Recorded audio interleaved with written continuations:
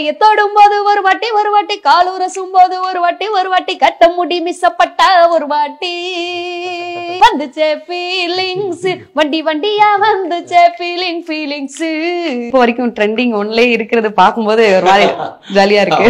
மன்மத சாமே மந்திர சாமி போக்கிது சாமே சாமே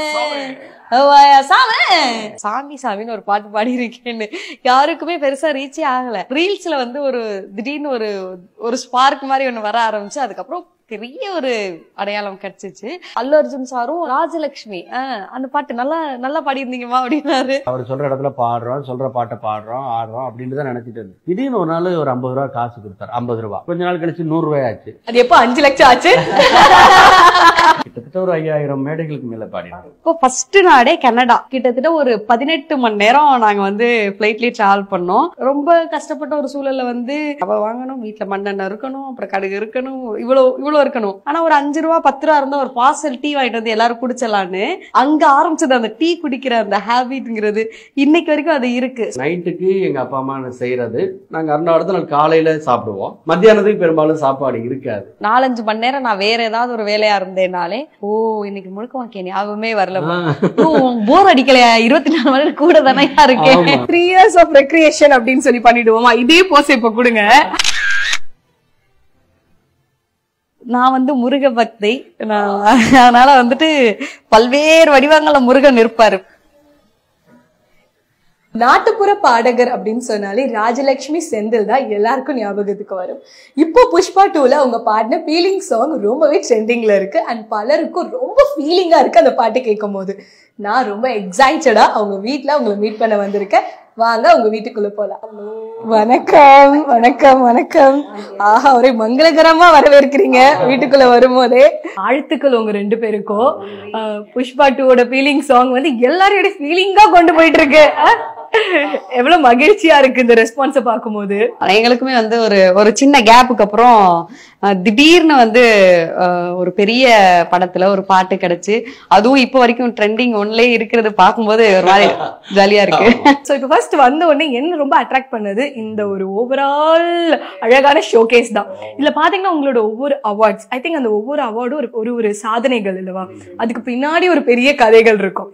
இருக்கிறதுல எது வந்து உங்களோட க்ளோஸ் டு ஹார்ட் ஆன அந்த ஒரு அவார்டு? இது ரொம்ப ஸ்பெஷல்.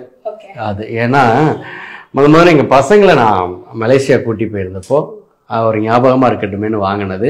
அதனால இப்ப வரைக்கும் எத்தனை தடவை போனாலும் நம்ம வந்து அந்த இடத்துக்கு போனனாலே என் பசங்க ஞாபகம் வரும். அதனால ஒவ்வொரு முறையும் அவங்களுக்கு ஒரு வீடியோ கால் பண்ணுவேன். அப்பா அது எந்த இடம் தெரியுதாடா அப்படின்னு. இது தெரியுது மலேசியான்னு அவங்க. அதனால அதை பார்க்கும் பொழுதெல்லாம் எனக்கு அந்த மலேசியா ஞாபகம் வரும். இங்க பாக்குறது வந்து நீங்க கொஞ்சம் ரொம்ப கம்மி. ஏன்னா இது வந்து நாங்க சென்னையில இருக்கிறதுனால கொஞ்சம் அளவா தான் இங்க இருக்கோம். ஊர்ல தான் கொஞ்சம் எல்லா அவார்டும் அங்க வச்சிருக்கோம். சென்னையில வாங்கிட்டு போய் ஊர்ல புதுக்கோட்டை திண்டுக்கலா? புதுக்கோட்டையில கொஞ்சம் இருக்கு, இப்ப திண்டுக்கலை கொஞ்சம் இருக்கு. ஆக்சுவலா என்னன்னா எங்களுக்கு வந்து இப்போ சென்னை வந்துட்டு நாங்க ரெக்கார்டிங் ஷூட்டிங் இது மாதிரியான வேலைகள் இருக்கும்போது அங்க வந்து அங்க தங்குறோம். மற்ற நேரங்கள் வந்து பசங்க அங்க திண்டுக்கல்ல படிக்கிறனால பெரும்பாலும் அவங்களோட டைம் ஸ்பெண்ட் பண்ணணும். அப்புறம் அப்பா அம்மா ஊர்ல இருக்காங்க, எங்க வீடு புதுக்கோட்டை. இப்படி ஒரு 4 இடத்துல கலந்து இருப்போம் நாங்க. எப்போ ஃபர்ஸ்ட் அந்த ஃளைட் டிக்கெட் எல்லாம் வாங்கிட்டு ஃளைட்ல ஏறின நாள் ஞாபகம் இருக்கா? நல்ல ஞாபகம் இருக்கு. நாளா ஞாபகம் இல்ல, பட் அந்த நிகழ்வு வந்து ஞாபகம் இருக்கு. பாஸ்போர்ட் அப்ளை பண்ணி அது 10 வருஷம் தான் அதோட வேலிடிட்டி இருக்கும்ல. 9 வருஷம் வரைக்கும் எந்த நாட்டுக்குமே போல, சும்மா பாஸ்போர்ட் வாங்கி அப்படியே வச்சிருந்தோம். யாராவது ஒரு நாட்டுக்கு கூப்பிட்டா போயிடலாம் அப்படின்னு சொல்லிட்டு அந்த 9வது வருஷத்துலதான் சூப்பர் சிங்கர் வந்தது. அப்போ ஃபர்ஸ்ட் நாடே கனடா பயணம். ஸோ எங்களுக்கு வந்து அதுக்கு முன்னாடி ஒரே ஒரு தூரம் லோக்கல் ஃபிளைட்ல டிராவல் பண்ணியிருக்கோம். ஒரு 1 hour வந்து டிராவல் பண்ணியிருக்கோம். அதுக்கப்புறம் எப்படி அந்த எக்ஸ்பீரியன்ஸ் பத்தி தெரியாது. அப்போ வந்து நம்ம சூப்பர் சிங்கர் எங்க டைரக்டர் ரவுஃபா மேம் தான் வந்துட்டு அந்த ஈவெண்ட் வந்து அரேஞ்ச்மெண்ட் பண்ணியிருந்தாங்க. கிட்டத்தட்ட ஒரு 18 மணி நேரம் நாங்க வந்து ஃபிளைட்லயே டிராவல் பண்ணோம். என்ன சொல்றது, இது வரைக்கும் சேர்த்து வச்சிருந்த ஆசையெல்லாம் ஒரேடியா ஒரு நாள்லயே நிறைவேறின மாதிரி அவ்வளோ நேரம் வானத்துல பறந்தது, அந்த ஃபர்ஸ்ட் அந்த பயணம் பண்ணது, அதெல்லாம் ரொம்ப ரொம்ப ஸ்பெஷலா இருந்துச்சு. இந்த போட்டோ நீங்க ஃப்ரேம் பண்ணதா இல்ல கிஃப்டா வந்ததா? கிஃப்ட். எனக்கு தெரிஞ்சு இங்க இருக்க எல்லா போட்டோவும் கிஃப்டா வந்தது. ஆனா அதெல்லாம் பாத்தீங்கன்னா ஒரு கல்யாண நிகழ்ச்சி போயிருந்தப்ப மேடையில அந்த மணமக்களை பார்த்துட்டு இறங்கி வரும்போது சும்மா அப்படியே ஒரு பரபரப்பா அந்த கேமரா இங்க நிலுங்க ஒரு 2 போட்டோ எடுத்து கொடுக்குறேன்னு எடுத்து கொடுத்ததுதான். அது இது எத்தனை வருஷத்துக்கு முன்னாடி எடுத்தது? இப்போ ஒரு 3 வருஷம் அதுக்குள்ளதான். சரி, அப்ப நம்ம பண்ணுவோம் 3 years of recreation அப்படின்னு சொல்லி பண்ணிடுவோமா? இதே போஸ் இப்ப கொடுங்க அப்படியே நம்ம பண்ணிடலாம். இதே மாதிரி அதுல வந்து என்னன்னா இதுல கீழே வரைக்கும் இருக்கும் அந்த போட்டோ, அந்த கை கூட எப்படி வச்சிருப்போம், இந்த இப்படிதான் இருக்கும். இந்த அப்படி இருக்கும். அவங்க வந்து கீழே என்ன இருக்குன்ற வரைக்கும் அப்படியே பாருங்க, கை இப்படி வச்சிருந்தோம் அதே ஸ்மைலோட. ஐயோ அது வேறயா? சோ இதே மாதிரி வந்து நீங்க கலகலகலன்னு பேசிட்டே இருக்கும் போது ஒரு பாட்டு அப்படியே நம்ம பாடிட்டோம்னா இன்னும் அழகாயிடும்ல. கையை தொடும் போது ஒரு வாட்டி காலுரசும் போது ஒரு வாட்டி கட்ட முடி மிஸ்ஸப்பட்ட ஒரு வாட்டி வந்துச்சே ஃபீலிங்ஸ் வண்டியா வந்துச்சே ஃபீலிங்ஸ். சோம்பல் முறிச்சா ஒரு வாட்டி சுங்குடி கட்டுனா ஒரு வாட்டி தண்ணி கோலம் தூக்கி தலமுனா ஒரு வாட்டி வந்துச்சே ஃபீலிங்ஸ். பாடகர்கள் வீட்டுக்குள்ள வந்தாலே இப்படி இருக்குமா என்னன்னு எங்க பார்த்தாலும் விருதுகள் மற்றும் உங்களுக்காக அன்பா கொடுத்த அந்த பரிசுகள் தான். அண்ட் இது ஆக்சுவலி ஃபர்ஸ்ட் நான் கேட்கணும், இப்போ வந்து ரீசெண்டா கவர்னர் கிட்ட விருது வாங்கியிருந்தீங்க. அதாவது நாட்டுப்புற துறையில எங்களோட அந்த பங்களிப்பை பாராட்டி கவர்னர் மாளிகையில வந்து அவங்க கையாலே ஒரு விருது கிடைச்சிச்சு. எங்களுக்கு உண்மையிலே எக்ஸ்பீரியன்ஸ்ல எங்களோட இந்த பயணத்துல அது ரொம்ப முக்கியமான ஒரு விருது. ஆமா. சோ உங்களை பார்த்து அவர் என்ன சொன்னாரு? இதுல எங்களுக்கு என்ன ரொம்ப சந்தோஷம்னா அன்னைக்கு வந்து எனக்கு தெரிஞ்சு ஒரு 10-11 அவார்டு ஒவ்வொரு துறையில இருக்கவங்களுக்கும் கொடுத்துருப்பாங்க. அப்ப எங்களுக்கு ஒரு வாய்ப்பு கிடைச்சிச்சு. என்னன்னா ஒரு 1 minute டைம் கொடுக்குறோம், நீங்க 2 வரி பாடுங்கன்னு சொன்னாங்க அவங்க முன்னாடி. சோ அதனால நாங்க 2 பேரும் பாடணும். ஒருவேளை அவருக்கு இதுக்கு முன்னாடி எங்களை தெரியலன்னா கூட இதுதான் அவங்க பண்ணிட்டு இருக்காங்களா அப்படின்னு தெரியப்படுத்துறதுக்காக அந்த ஒரு 1 minute கிடைச்சதும் சந்தோஷமா இருந்துச்சு. அவர் நல்லா என்ஜாய் பண்ணாரு அந்த பாட்டு. என்ன பாட்டு பாடுனீங்க? நாங்க ஒரு மக்களிசை பாட்டு, ஒரு கும்மி மெட்டுல வந்த பாட்டு. தன்னே நானே நானே தன நானே நானே தன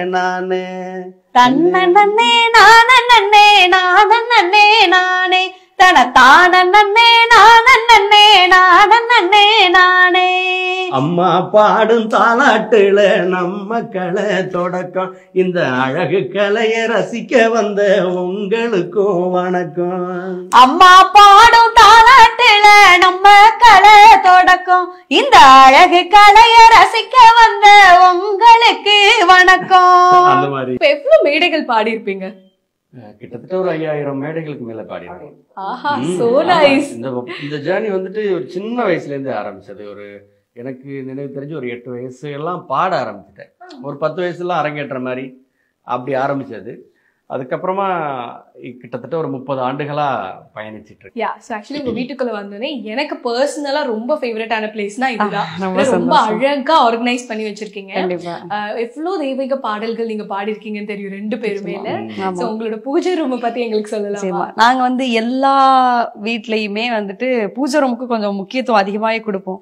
ஏன்னா டைம் இருக்கும் போதெல்லாம் நாங்க உட்காந்து கொஞ்சம் பாடிட்டே இருப்போம். வேற யாரெல்லாம் கேக்குறாங்கன்னு தெரியல, நிறைய நேரங்கள்ல நாங்க பாடி இவங்கெல்லாம் கேட்டனால்தான் இன்னைக்கு இந்த உயரமே இல்லையா. அதனால வந்துட்டு அப்படி பாடும்போது இந்த மாதிரி ஒரு செட்டப் இருக்கிறது ஒரு மாதிரி ரொம்ப நிறைவா இருக்கும். ஸோ அதனால அதுல இங்க சென்னை வீட்டுல வந்து நாங்க இங்க வந்ததுல இருந்தே இந்த இது வச்சிருக்கோம். முக்கியமா நான் வந்து முருக பக்தை.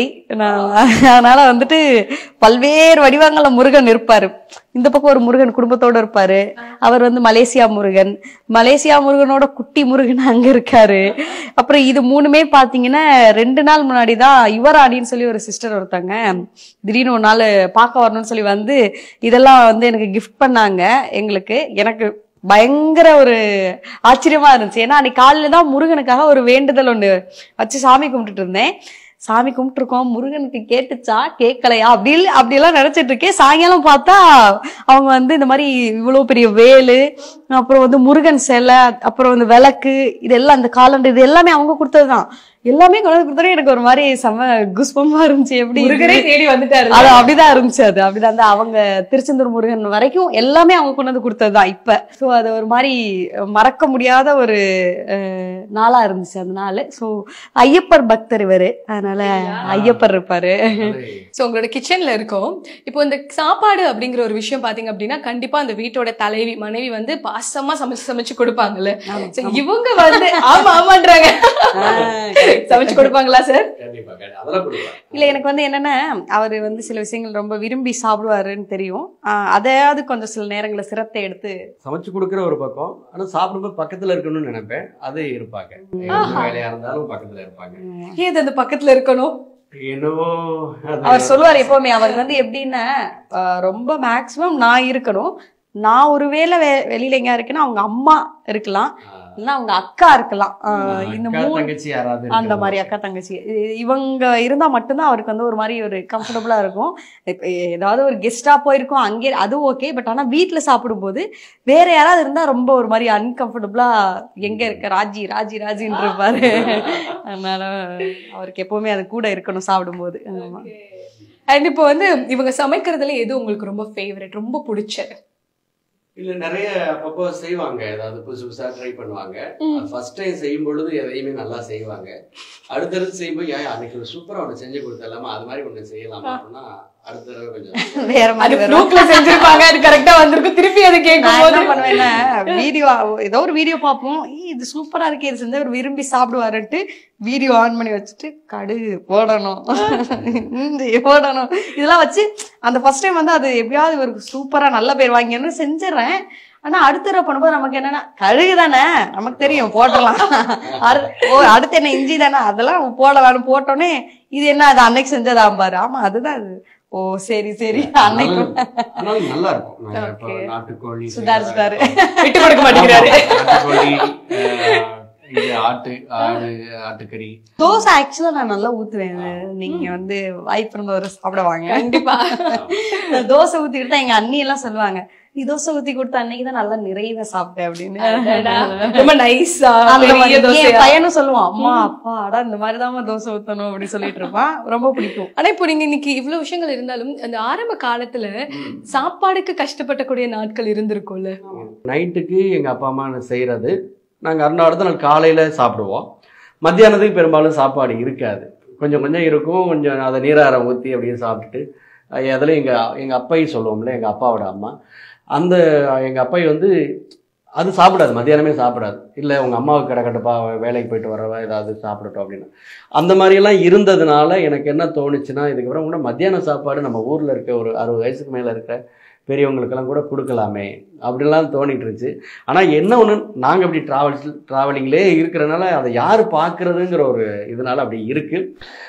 ஸோ வாய்ப்பு இருக்கும்போது சீக்கிரமாக அதை நம்ம செய்வோம். ரொம்ப கஷ்டப்பட்ட ஒரு சூழலில் வந்து அப்போ வந்து அம்மா பல நேரம் யோசிக்கிற என்னன்னா, சரி இப்போ போயிட்டு நம்ம வந்து ஒரு ரவை கடன் வாங்கணும்னா கூட ரவை வாங்கணும், வீட்டில் மண்ணெண்ணெய் இருக்கணும், அப்புறம் கடுகு இருக்கணும், இவ்வளோ இருக்கணும்.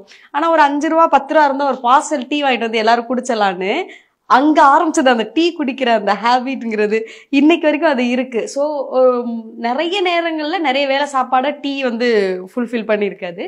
அதனால அதெல்லாம் கடந்துதான் வந்திருக்கோம்.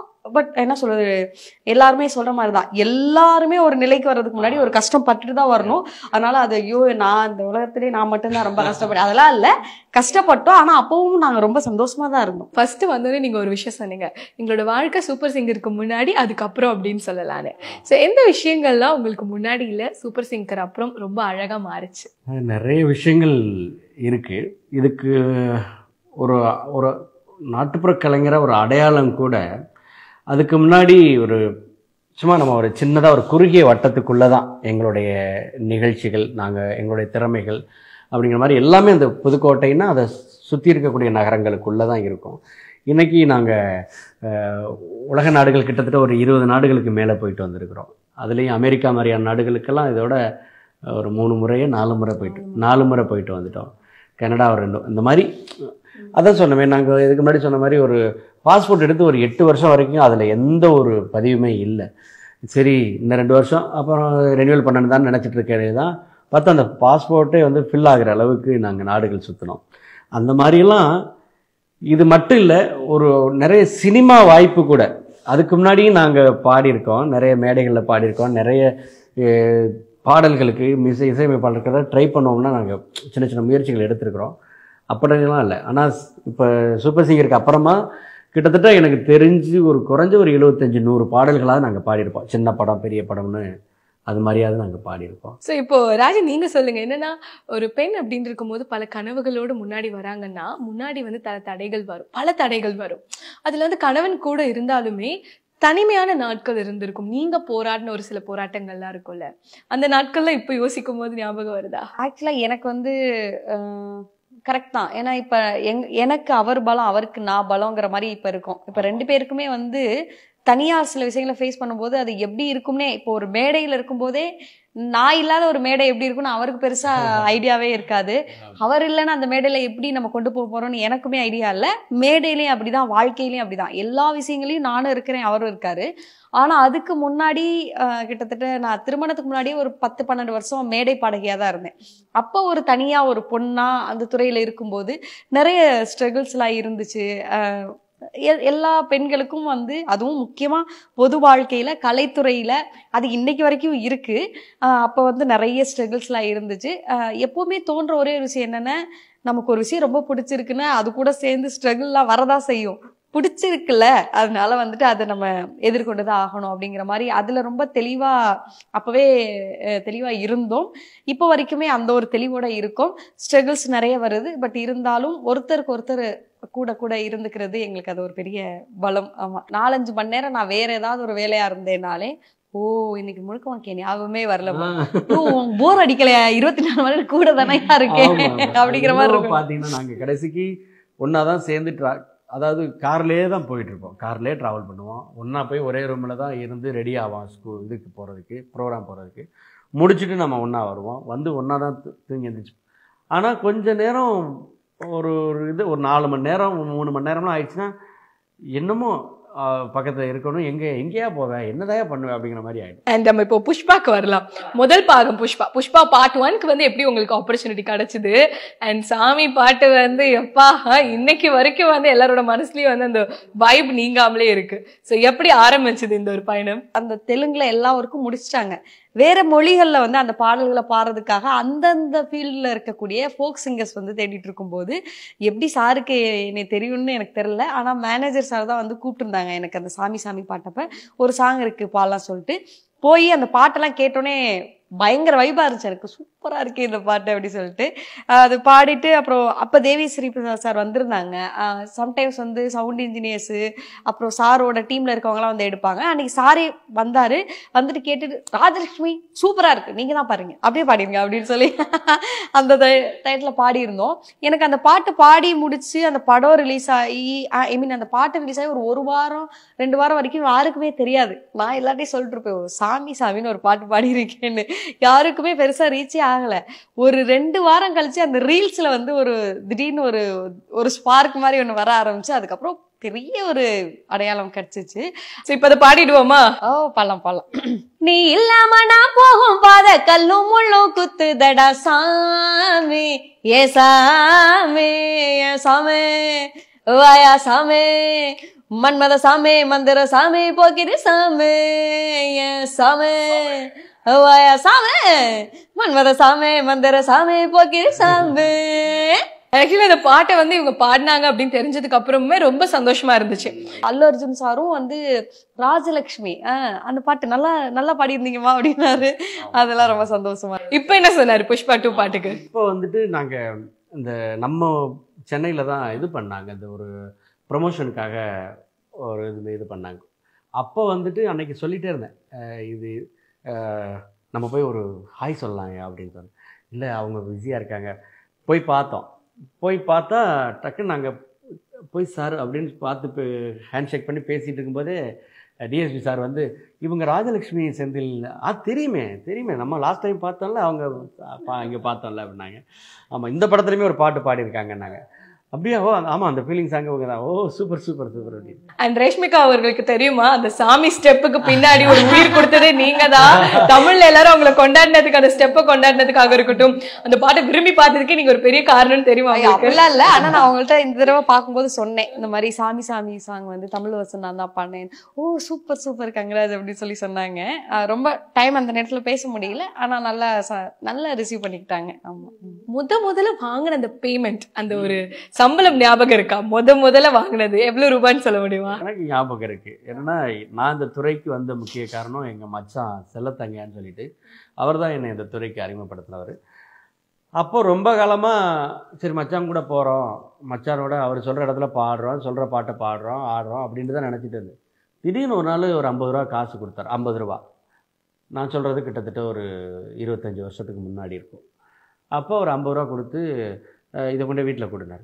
எதுக்கு காசு கொடுக்குறாரு அப்படின்னு நினச்சிட்டு, எப்போயுமே நம்ம சும்மா தானே மச்சானோட போவோம், பாடுவோம், ஆடுவோம், வந்துடுவோம், இது எதுக்கு கொடுக்குறாருன்னு நினச்சிட்டு ஏன்னா அதை வாங்கி கொண்டே எங்கள் அம்மாட்ட கொடுத்தேன். அந்த 50 அப்புறம் கொஞ்ச நாள் கழிச்சு 100 ரூபாயாச்சு. அப்புறம் 200 ரூபா கொடுத்தாரு. ஓ அப்போ ஏதோ கொடுக்குறாரு அப்படின்ட்டு அப்படி இப்படி தான் போயிட்டு இருந்துச்சு. அது எப்போ 5 லட்சம் ஆச்சு? வரும் இல்ல வந்துச்சுல இப்பவே சூப்பர் சிங்கர் அப்புறம். ஓகே ராஜி நீங்க சொல்லுங்க. எனக்கும் வந்து நிறைய பஜனைகள்ல பாடுறது உண்டு. பஜனைகளுக்கு ஒரு இன்னொரு பேர் உண்டு, தேங்காய் முடி பஜனை. ஏன்னா அதுல நமக்கு வந்து கொடுக்கறதே வந்து தேங்காய் முடி கொடுப்பாங்க, வாழைப்பழம் கொடுப்பாங்க, சுண்டல் கொடுப்பாங்க. அதுதான் அதோட நமக்கு கொடுக்குற சன்மானம். அப்படி இருக்கும்போது எனக்கு முதல்ல ஒரு பக்தி நிகழ்ச்சி வந்து திண்டுக்கல்ல ஆல்வின் ஆர்கெஸ்ட்ரான்னு, அவங்க ரொம்ப பழைய ஆர்கெஸ்ட்ரா, அவங்க அங்க ரொம்ப வருஷமா நடத்திட்டு இருக்காங்க. அவங்க நிகழ்ச்சியில என்னை கூப்பிட்டு பாட வச்சு எனக்கு 100 ரூபாய் சம்பளம் கொடுத்தாங்க. நான் 100 ரூபாய் சம்பளம் வாங்கினது நான் 10th படிக்கும்போது. அதுக்கப்புறம் எனக்கு மக்கள் இசை பாடல் சொல்லி கொடுத்தது வந்து திண்டுக்கல்ல அப்பனப்பட்டி நடராஜன் ஒரு அண்ணா. அவங்க எனக்கு வந்து கொஞ்ச நாள் பாடல்லாம் சொல்லி கொடுத்து நிகழ்ச்சி கூப்பிட்டாங்க. அப்ப நான் வாங்கின முதல் சம்பளம் 300 ரூபாய் ஞாபகம் இருக்கு. இவ்வளவு நாள் நீங்க பாடிட்டு இருந்திருக்கீங்க, பட் நிறைய பெர்ஃபார்மன்சஸ் எல்லாம் பண்ணி நாங்க பார்த்திருக்கோம். முதல் தடவை ஒரு ஹீரோயினா ஒரு படத்துல போது என்ன தோணுது? எனக்கு ரொம்ப பயமா தான் இருந்துச்சு. ரொம்ப பெரிய ஒரு பொறுப்பு மாதிரி இருந்துச்சு. ஆரம்பத்துல நான் வந்து சார்ட்ட, கணபதி பாலமுருகன் சார்ட்ட, சார் கொஞ்சம் யோசிச்சுக்கோங்க, ஏன்னா எனக்கு எந்த எக்ஸ்பீரியன்ஸும் கிடையாது. இல்ல பரவாயில்ல, கண்டிப்பா உங்களுக்கு வரும் நம்பிக்கை எனக்கு இருக்கு, நீங்க சூப்பரா பண்ணுவீங்கன்னாரு. ஆனா எனக்கு கதை ரொம்ப ரொம்ப பிடிச்ச கதை. எனக்கு இப்போ வரைக்குமே என்ன சந்தோஷம்னா, அது ஒருவேளை வர்த்தக ரீதியா எப்படி போயிருக்குங்கிறதுலாம் தெரியல, இன்னைக்கு வரைக்கும் யார் அந்த படத்தை டிவியில பார்த்தாலும் பார்த்துட்டு உங்க படம் பார்த்தோம் ரொம்ப நல்லா இருந்துச்சுன்னு சொல்றாங்க. அந்த வார்த்தை வந்து அவ்வளவு சந்தோஷமா இருக்கும். பரவாயில்ல, ஒரு நல்ல விஷயம், ஒரு நல்ல ப்ராஜெக்ட்ல கமிட் ஆனோம் அப்படின்னு. இதே மாதிரி தொடர்ந்து உங்களோட பாடல்கள் பல இடங்களுக்கு உலகம் முழுக்க வந்து ஒலிக்க நான் மனசார வாழ்த்துறேன். மக்களுடைய சப்போர்ட் தான், அவங்க அங்கீகரிக்கிறனால, அவங்க ஊக்கப்படுத்துறதுனால தான் தொடர்ந்து நாங்கள் எங்களால் இயங்க முடியுது. அவங்களுக்கு இந்த நேரத்தில் ஒரு பெரிய நன்றி. ரொம்ப சந்தோஷம். நீங்களும் ரொம்ப அழகா இந்த இன்டர்வியூ கொண்டு போனீங்க. நல்லா நாங்க ஜாலியா என்ஜாய் பண்ணோம் இதை. Thank you so much. விவசாயில மீனா மாதிரி இருக்கீங்க. Okay okay. திடீர்னு பிரியங்கா கிட்ட மனசுல சைட்டைகள்லாம். Okay okay.